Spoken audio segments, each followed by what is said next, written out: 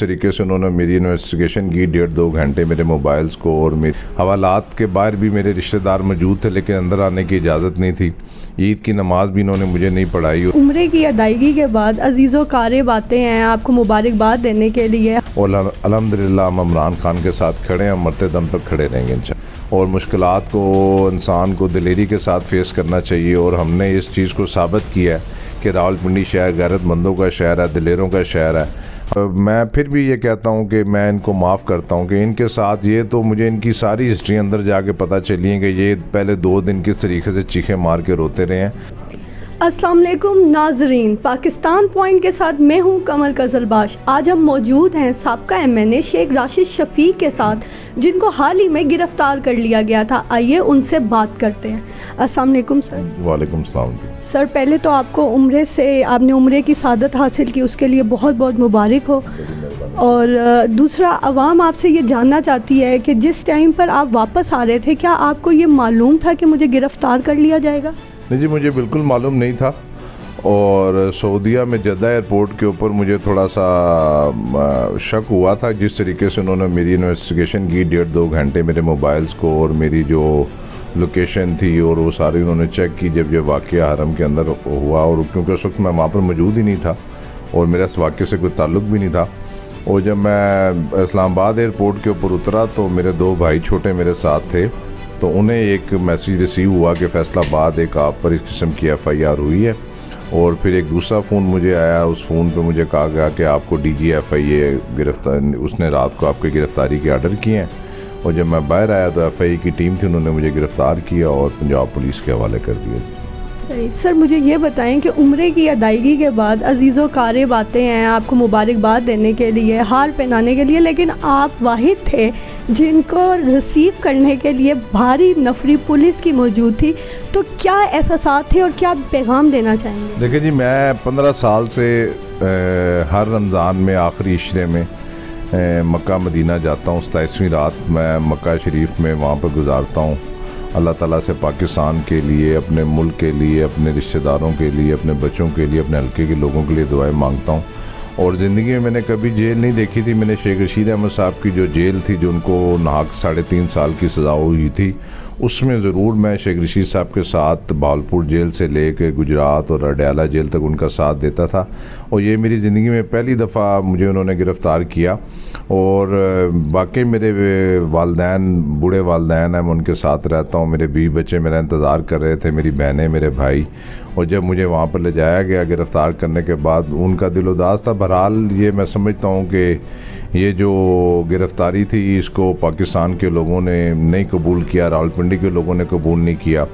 और रमज़ान का 28वां 29वां 3 रोज़े मैंने हवालात के अंदर, और बाकी 9 रोज़ मैंने अटक जेल के अंदर गुजारे। और लोगों की दुआओं के साथ अल्हम्दुलिल्लाह मुझे ज़मानत मिली। मैं अदलिया का, अपने वकला का भी शुक्रिया अदा करता हूँ, इमरान खान का शुक्रिया अदा करता हूँ, शेख रशीद अहमद साहब का शुक्रिया अदा करता हूँ, इसलिए कि पहली दफ़ा एक वर्कर की आवाज़ ओवरसीज़ कन्वेंशन के ज़रिए और बड़े बड़े जलसों में इससे वर्करों को हौसला मिला है कि कोई वर्कर अगर गिरफ़्तार हो तो उसका कायद अगर उसका नाम ले ले और उसकी गिरफ़्तारी की मजम्मत करे तो इससे दिगर वर्करों को भी हौसला अफजाई होती है। और ये पाकिस्तान में पहली ऐसी पाकिस्तान तहरीक इंसाफ की पार्टी है जिसके कायद ने इस गिरफ़्तारी की मजम्मत की।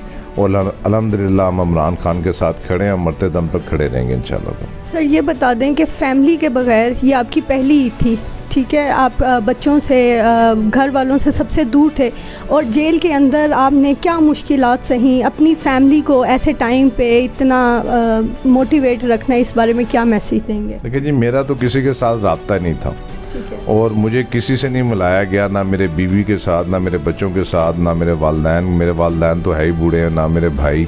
हवालात के बाहर भी मेरे रिश्तेदार मौजूद थे लेकिन अंदर आने की इजाज़त नहीं थी। ईद की नमाज भी इन्होंने मुझे नहीं पढ़ाई। और इसके बाद फिर जब मुझे हवाला जेल में रखा, 5 दिन कैदो तनाई में रखा, और एक 6x6 की बैरक थी जिसको सेल कह सकते हैं आप, दूसरी सिलसिले में 10 सेल।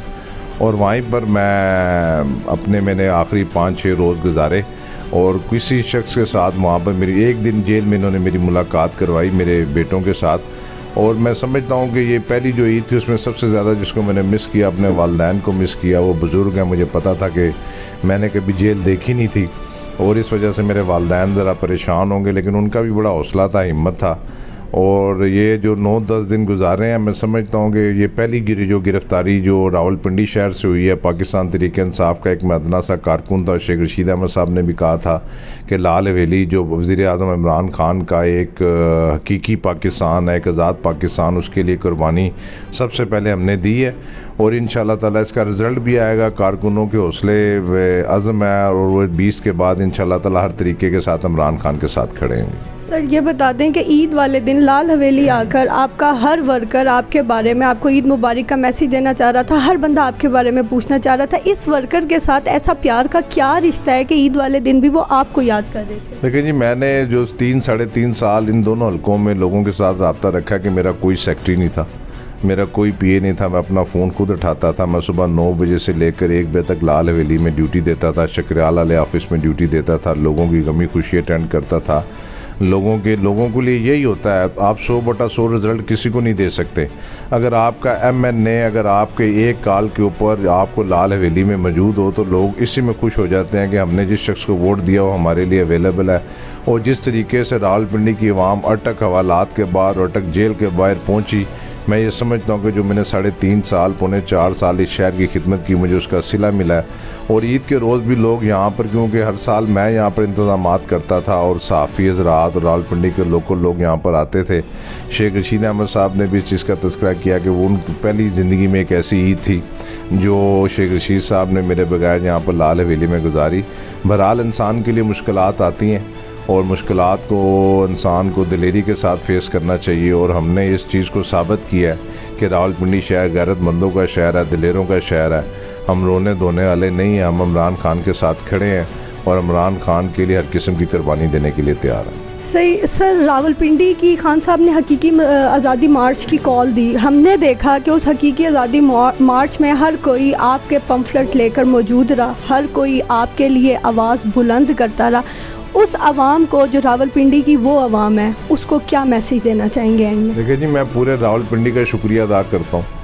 मैं छाबे वालों का, रेडी वालों का, रिक्शे वालों का, टैक्सी वालों का, सरकारी लोगों का और सबसे बढ़कर इस रावलपिंडी शहर के 60 जो तलीमी अदारे बनाए, मुझे बाहर आके पता लगा कि सरकारी स्कूलों और कॉलेज के अंदर मेरे लिए इस शहर की बेटियों ने कम से कम 20-25 हज़ार जो बेटियां तालीम हासिल कर रही थी, उन्होंने दुआएं की, मन्नतें मांगी, उस्ताज़ कराम ने मन्नतें मांगी, मेरे वर्करों ने यहाँ पे दुआएं की, उसका सिला मिला।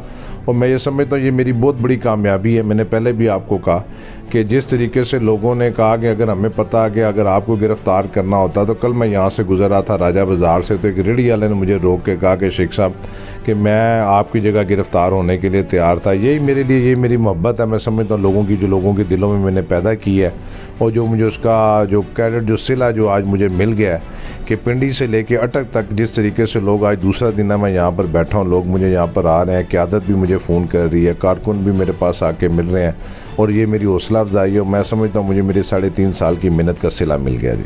सर आखिर में अपने मुखालफिन को क्या पैगाम देना चाहेंगे? देखिए जी, मैं अपने मुखालफिन को ये कहना चाहता हूँ कि हमने ज़िंदगी में कभी इंतकामी सियासत नहीं की और हमने इलेक्शन जीतने के लिए, मैंने शेख रशीद अहमद साहब से सीखा है।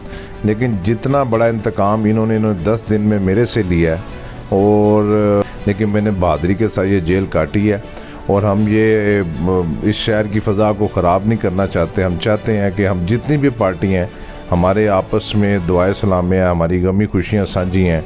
लेकिन मैं समझता हूँ कि ये मुस्लिम लीग नून ने जो इंतकाम की सियासत को रावलपिंडी शहर में एक बार फिर जन्म दिया, इसको ख़त्म करना चाहिए। इलेक्शन जीत हार के बाद हम सबको मिलकर इकट्ठे रहना चाहिए। जो बंदा जीत जाए उसको इस शहर की खिदमत करनी चाहिए, जो बंदा हार जाए उसको जो जीतने वाले की जीत को एक्सेप्ट करना चाहिए। बहुत शुक्रिया।